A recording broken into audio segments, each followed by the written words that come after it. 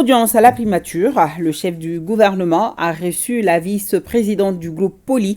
Les échanges ont porté sur les activités relatives à la société Nsukala. Le commentaire est signé Youssouf Diakité. Le gouvernement du Mali est inscrit dans la relance de l'économie nationale à toutes les échelles. C'est dans cet esprit que le Premier ministre a reçu les partenaires chinois en charge du projet Nsukala qui sont venus voir le chef du gouvernement pour avoir des facilités dans le cadre de la coopération sino-malienne.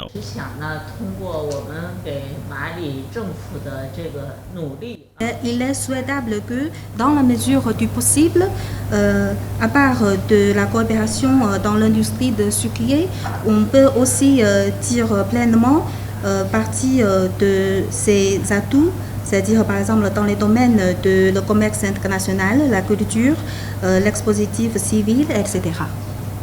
Je voudrais dire quelques points de vue, surtout, ou bien on peut dire que ce sont des petits mondes.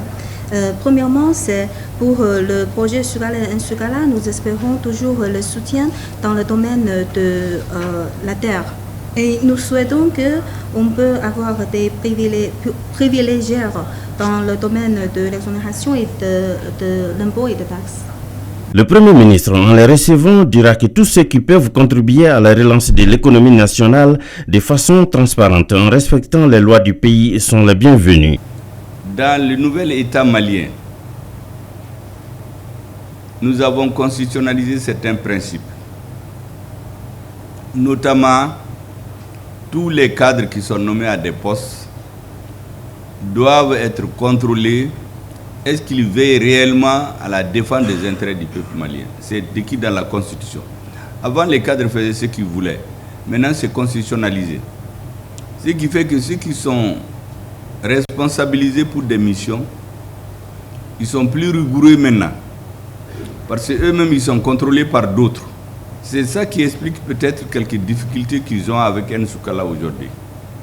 Je suis plus ou moins au courant du fait qu'il y a des malentendus souvent, parce que les Maliens disent qu'ils ne comprennent pas beaucoup de choses. Par exemple, la comptabilité, tout est fait en chinois. Eux, ils ne comprennent rien. Ils veulent comprendre. Ensuite, la création de cette société, c'est l'État malien qui s'est endetté auprès d'Exim Bank. Donc c'est son droit de chercher à comprendre. Et lorsqu'ils ne comprennent pas, eux, ils sont obligés de poser des questions.